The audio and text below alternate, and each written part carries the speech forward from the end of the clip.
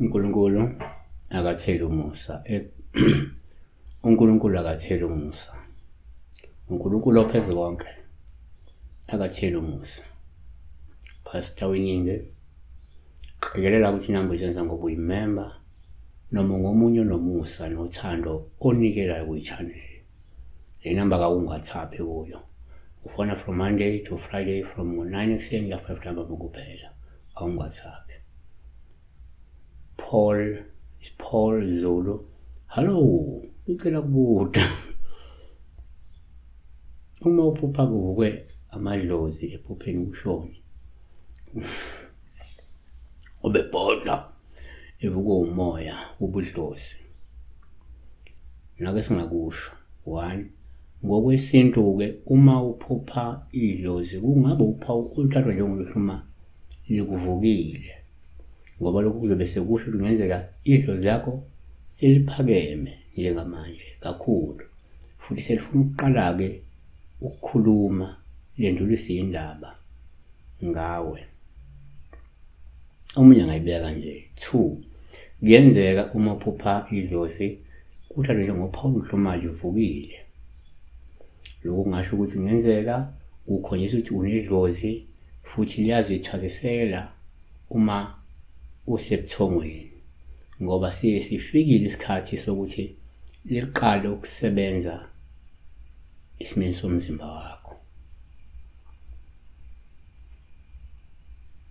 3.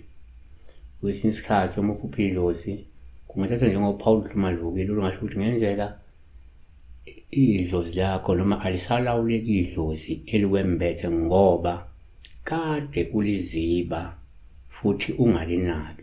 Njengamanje-ke seliza ngokungalawuleki, yabo seliyadlozomela ngoba kade mhlawumbe likuveze ukuthi sikhona.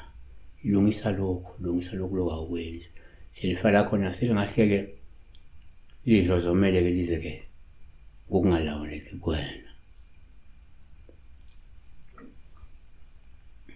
Number 4. Kwabanye uphupha idlozi kungabe uphawu lubi uma livukile, olungasho ukuthi kungenzeka uma ungukuthi wena umuntu osindisiwe uyakhonjisa ukuthi nanku umoya okuhlaselayo ekufuna ukhuleke ngamandla ukuze ungakwengami, ngoba uphakama ngamandla uza ngolaka uyakwengama, kanti wena umuntu osindisiwe ufuna ukwehlulekisa kulento ehambo lakho lwensindiso. Siyabonga besibheka umuntu ovukwa yidlozi ephupheni. Ibake umuntu ongumnikeli we-channel, umuntu olandela i-channel, umuntu onikela kwi-channel, oyisupporta i-channel, hayi ufuna nje ukufona ebuze kuphela, ngoba abantu benza njalo.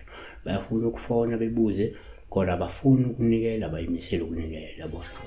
So nawe uba umuntu ofisa ukuthi ebubuze kodwa futhi uba ngathi isifiso lokunikela.